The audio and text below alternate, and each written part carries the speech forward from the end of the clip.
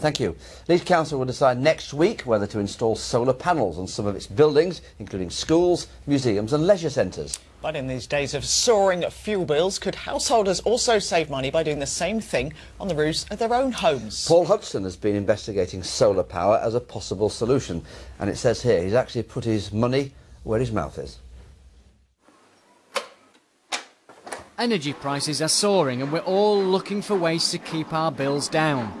Earlier this month, British Gas increased their prices by up to 20%. So what can we do to cut the cost of keeping our lights on and keeping our homes warm?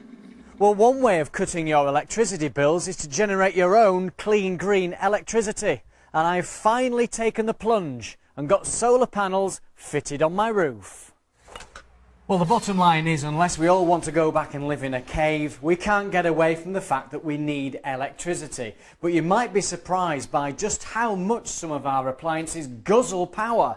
This kettle, for example, the worst offender, 3 kilowatts every time you turn it on. The oven, 2.5 kilowatts, and then you've got things like the dishwasher. Now, on a sunny day, my solar panels generate 3 kilowatts of electricity, and even on a cloudy day, as you can see, power is still being generated. The cost of my solar panels came to £11,000. My income per year, including government tariffs and savings on my electricity bills, is £1,250 a year, which means after 8 years they will have paid for themselves and will be making money. But as good as all this sounds, you still need to do your homework. A recent Which report highlighted evidence of some mis-selling in the industry. The important thing is to make sure that any company that you use are members of the Microgeneration Certification Scheme, and that they're members of the Real Assurance Code, which is about the selling of renewable energy products. With electricity bills expected to keep on rising, producing your own clean electricity has never looked so good.